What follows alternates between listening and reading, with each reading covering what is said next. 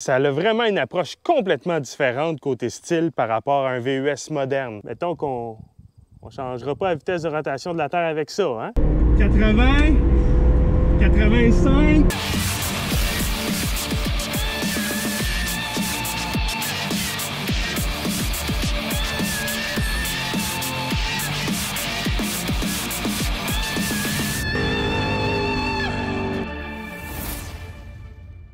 Salut, Charlie Pop pour CarPop et aujourd'hui, le GeoTracker 1996. Donc, c'est quoi le GeoTracker? Bien, pour commencer, il faut comprendre c'est quoi Geo. Dans les années 80-90, GM se fait sacrer une volée par les constructeurs asiatiques. Ils arrivent avec des véhicules qui sont beaucoup plus économiques, pas chers à l'achat et qui sont vraiment plus intéressants que ce que GM offre. Donc, GM va prendre le taureau par les cornes et va développer un plan de contre-mesure contre ça. La première initiative que GM va prendre, c'est la création de Saturn.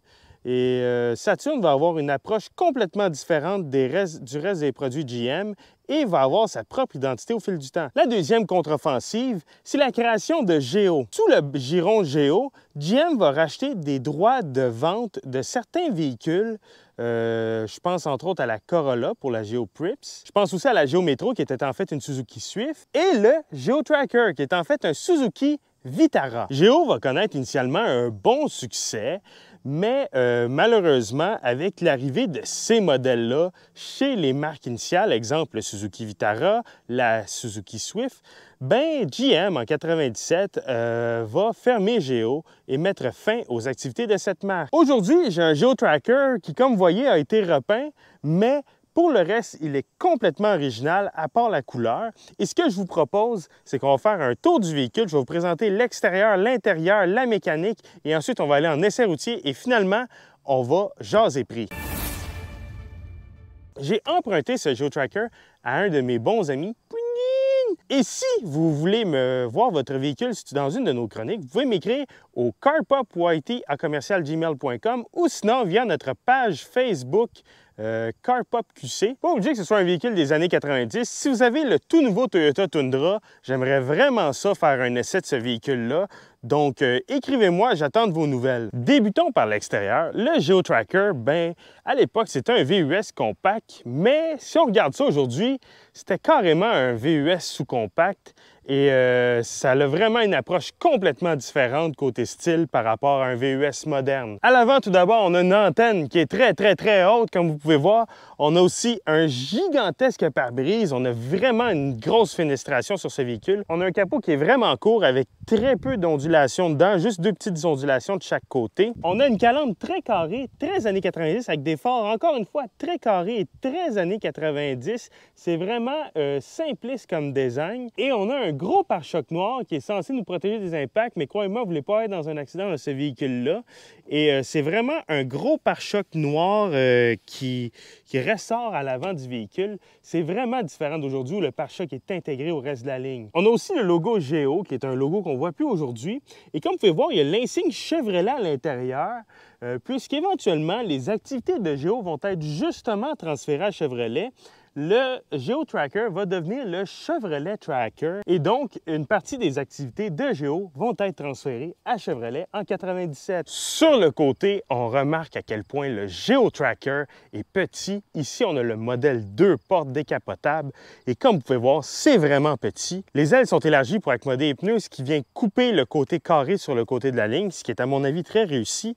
On a de très petits miroirs, vraiment là, c'est petit. On a une bande de plastique noir pour protéger et une autre bande dans le bas du pare-choc pour venir protéger la carrosserie. On a encore une fois des énormes fenêtres, j'en parlais durant l'essai routier, c'est vraiment incroyable à quel point elles sont grandes. Et on a le toit en vinyle qui se retire, et oui, c'est un VUS décapotable, on en a très peu aujourd'hui.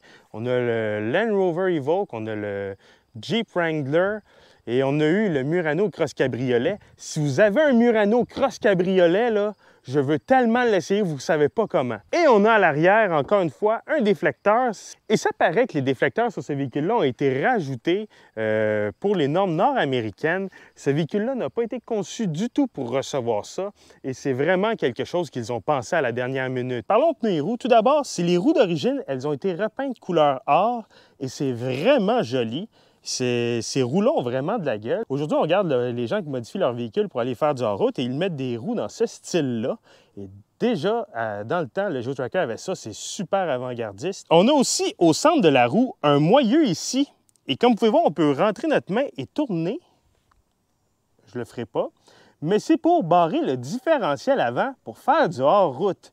Parce que oui, un GeoTracker, c'est capable de faire du hors-route contrairement à tous les VUS sous-compacts de nos jours. Côté pneus, on a du 205-75 R15. Ça coûte environ 125 $ du pneu. Un petit problème, je regardais sur les sites Internet, il n'y a plus beaucoup de marques qui font cette grandeur-là. Fait qu'éventuellement, il va falloir changer de grosseur. Mais sinon, c'est assez abordable, merci. À l'arrière, comme on peut voir, c'est très carré. Il n'y a pas grand-chose. On a une vitre en plastique à cause du toit. On a le pneu de secours monté à l'arrière. On a la troisième lumière de frein juste au-dessus de ce pneu-là. Et on a une genre de petite marche ici. C'est pour les lumières de plaque. Encore une fois, on dirait que ça a été pensé par après. Et on a le gros pare-choc noir pour venir protéger le véhicule. Mais je vous rappelle que tu ne veux pas avoir un accident là-dedans. Mais on a un gros pare-choc en plastique noir. Mais le plus important, il ne faut pas oublier ces feux arrière qui font vraiment années 80. On dirait qu'ils sortent d'une Lada et on dirait encore une fois qu'ils ont été rajoutés à la dernière minute. Vraiment, c'est assez spécial comme design à l'arrière du GeoTracker. Parlons espace cargo. Voilà, on peut aussi dézipper la vitre arrière, mais je ne le ferai pas parce que le zipper est jamais dans la rouille. Mais c'est tout ce qu'on a. C'est ça. C'est grand comme ma gueule. J'ai trouvé comme spécification 252 litres. Je suis excessivement sceptique. Je crois qu'on a plus autour de 60 litres. On n'a même pas un pied d'espace cargo. C'est vraiment petit. Une fois le banc baissé, on peut tirer sur la planche ici. Et voilà. Et on peut utiliser la petite barre qu'on a ici. Et voilà, comme ça, le bar ne retombera pas. Et on tombe à 952 litres d'espace cargo, ce qui est l'équivalent d'un VUS compact de nos jours, les bancs levés. Maintenant, c'est le moment préféré à ma soeur, mais je pense que ça commence à être pas mal le moment préféré à toute l'audience. Je m'en vais m'asseoir en arrière d'un GeoTracker. Donc, on ouvre la porte. On a un petit levier ici. Et hop, le banc avance. Et on y va.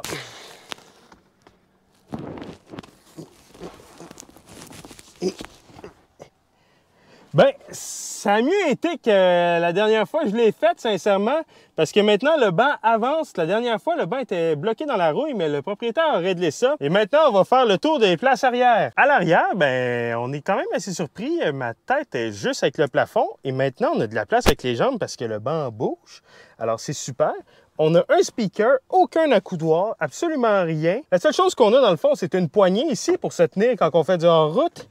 Et un cendrier pour que les enfants puissent fumer. Parlons du banc arrière, il est très confortable, n'a pas beaucoup de support par contre. Et comme vous pouvez voir, ben, il n'y a pas d'appui-tête, ça s'arrête au milieu du dos. Et donc, en cas d'accident, vous allez partir comme ça et la seule chose qui va vous retenir, c'est le toit. Mais si on n'a pas de toit, il n'y a rien qui va vous retenir. Et croyez-moi, par expérience, on peut aller très loin dans la mauvaise direction avec notre dos. Et pour débarquer, ben... Et voilà, la présentation intérieure est d'une autre époque. La qualité des matériaux est pas très au rendez-vous et la qualité de fabrication non plus. On n'a absolument rien dans le panneau de porte. On a un petit espace de rangement, une petite poignée. On a la poignée pour ouvrir et on a une manivelle pour la fenêtre. C'est des fenêtres manuelles. Et en parlant du fait qu'on n'a rien, regardez-moi l'épaisseur de la porte.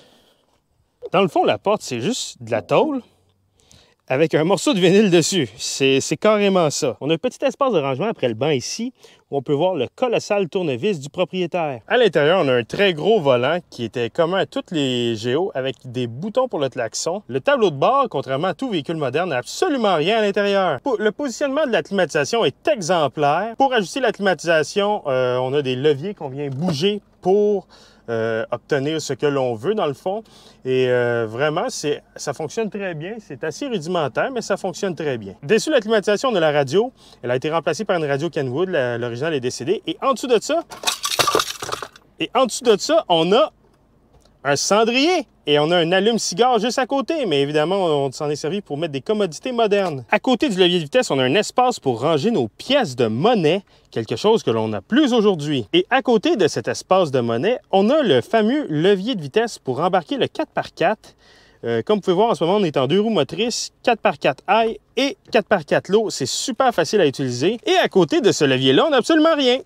On a un beau carré, c'est super beau. On a le frein à main, des porte-gobelets et à côté, on a un petit espace de rangement, mais on n'a pas d'accoudoir.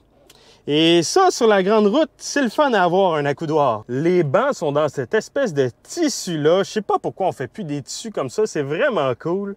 Et ils sont confortables, mais n'ont aucun support. Quand je dis que la finition est vraiment d'une autre époque, regardez-moi le trou qu'on a ici. Regardez ici l'espace, c'est juste vissé, on voit carrément à travers. C'est vraiment une finition d'une autre époque, comme on dit. C'était vraiment rudimentaire, mais au prix que le véhicule était à l'époque, on comprend aussi. Sous le capot de GeoTracker, on avait un seul moteur à faire. C'est un 4 cylindres 1.6 litres de 95 chevaux, 94 livres-pieds de couple. Mettons qu'on ne changera pas la vitesse de rotation de la Terre avec ça. Hein? On avait le choix entre deux transmissions. La manuelle à 5 rapports, comme on a ici, ou l'automatique à 3 rapports. Hey, 3 rapports, 95 chevaux. On a une suspension indépendante à l'avant et un essieu rigide à l'arrière avec des ressorts hélicoïdaux au chaque coin. On a des freins à disque à l'avant et des drums à l'arrière. On a une capacité de remorquage de 1000 livres, ce qui est plus qu'à peu près toutes les VUS sous-compacts modernes. Et on a un poids d'environ 1100 kg, ce qui est à peu près rien. Et tout ça, ben, ça fait qu'on a un véhicule qui est assez spécial à conduire. On a des petites dimensions, un poids léger. Et vous allez voir, c'est assez spécial à conduire. La seule façon de savoir, c'est d'aller sur la route. Conduire le GeoTracker. Présentement, on est sur l'autoroute. Comme vous pouvez entendre, c'est pas ce qu'il y a de plus discret. On entend tout. Il n'y a aucune insonorisation. Vous avez vu l'épaisseur de la porte. Pensez pas qu'ils ont mis de l'insonorisation là-dedans. Oubliez ça. Écoutez bien la Harley. C'est-tu assez clair? Ensuite, la visibilité à l'avant et sur les côtés, c'est incroyable. On se croit dans un aquarium, c'est vraiment impressionnant la visibilité. Les angles morts, ça va, c'est à cause du toit qu'on est un peu limité. Et à l'arrière, le spare nous limite un peu la vue, mais vraiment la visibilité, c'est son gros point fort à ce véhicule-là. Ensuite, parlons conduite. Premièrement, vous avez probablement remarqué que j'ai un gros sourire d'en face. C'est vraiment trippant à conduire, c'est une conduite qui est très immersive. Malgré que l'âge du véhicule paraît énormément dans la conduite. Tout d'abord, la direction. Le véhicule va en ligne droite en ce moment.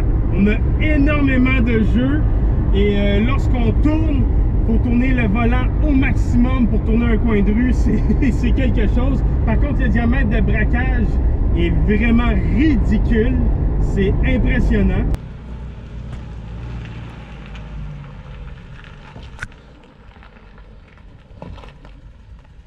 Ensuite, la suspension, c'est assez raide, on sent tout. Et c'est une des particularités du véhicule, c'est qu'on sent tout encore une fois. On aime ça quand on sent tout. C'est un véhicule que vous pouvez prendre pour faire des road trips, mais ça va être exigeant mentalement parce que c'est vraiment un véhicule qu'on sent tout, comme là on va débarquer d'un viaduc et ça cogne. Maintenant on rentre en virage et ça fait très peur. C'est un véhicule qui est reconnu pour verser. Et on le sent, je roule 50 km/h dans une sortie d'autoroute en ce moment, j'irai pas plus vite. C'est assez stressant même si on commence à aller un peu vite dans les entrées d'autoroute. Fait qu'on va pas vite, on prend notre temps. Et c'est vraiment ça, l'ambiance du véhicule, c'est on prend notre temps et on savoure le moment. C'est juste un véhicule qui demande à faire ça.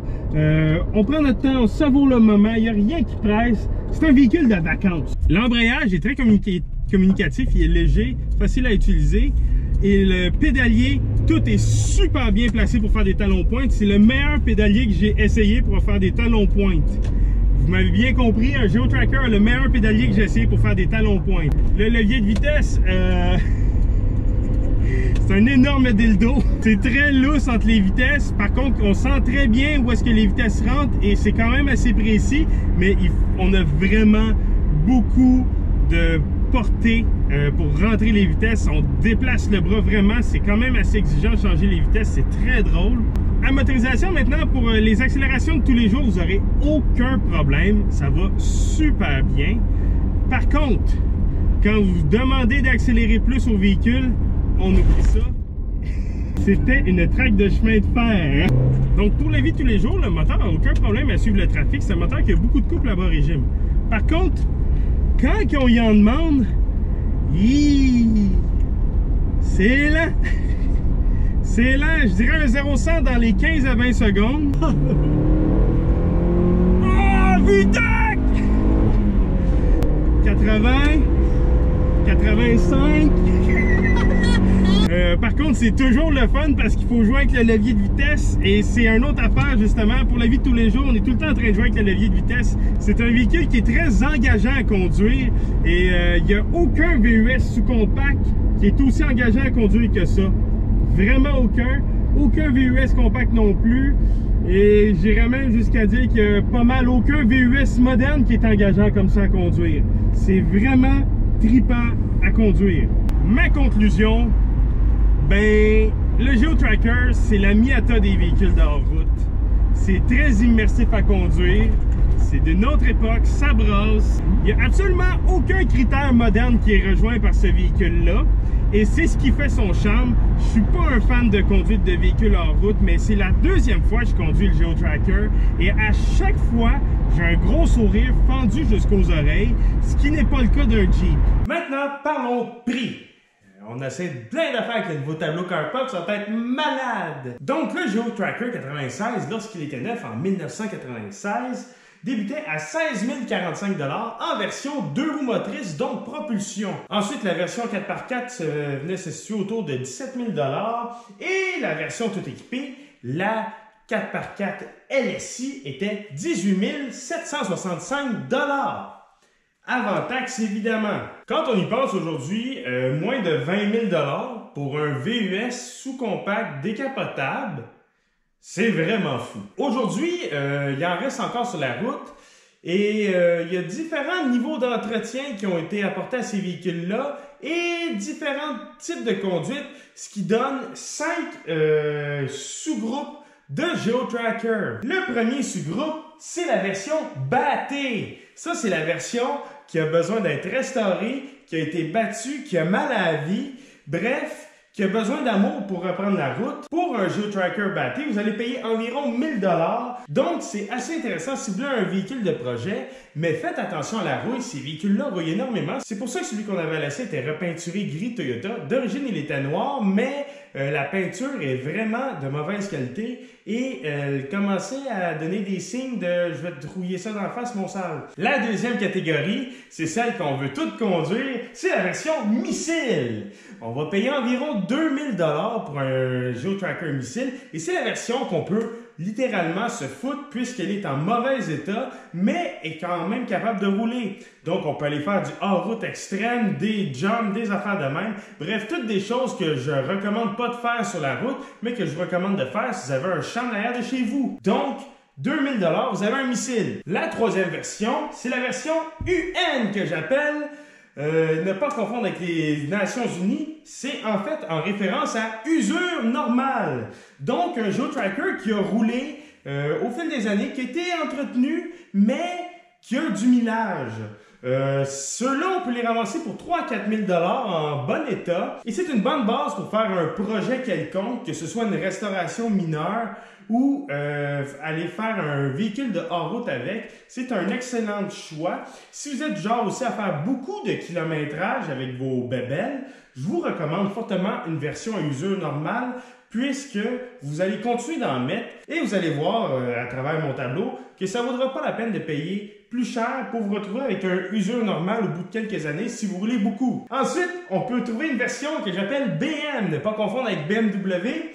C'est une version bien maintenue, comme on avait à l'essai. Donc, le propriétaire est aux petits oignons avec, qui fait attention, malgré son kilométrage. Le propriétaire va vraiment lui donner de l'amour et tout faire en sorte pour que le véhicule reste sur la route. Chaque petit bobo vont être corrigés. Pour une version comme ça, vous allez payer 5 à 8 000 $. Ça commence à être intéressant. 8 000 $, c'est les plus propres avec le moins de kilométrage possible. Ça commence à être assez intéressant. Mais comme j'ai dit, si vous faites beaucoup de kilométrage avec vos bébés, achetez-vous pas un BM parce que vous allez vous ramasser en UN, ça sera pas long. Et finalement, au sommet de la chaîne alimentaire, on a les GeoTracker de collection. Ceux qui baignent dans WAC, qui roulent pas l'hiver, qu'ils sont vraiment là maintenus aux petits oignons. J'ai été voir sur Internet qu'il y en a qui ont beaucoup de kilométrage dans cette catégorie-là, étonnamment, mais qui ont été quand même excessivement maintenus. Et donc, vous pouvez en ramasser un pour 8 000 à 25 000 25 000 là, c'est un qui a moins de 40 000 km, qui n'a jamais roulé, etc., etc. C'est le genre de véhicule que personnellement, je déteste parce que tu peux pas t'en servir sans te ramasser là ou là très rapidement.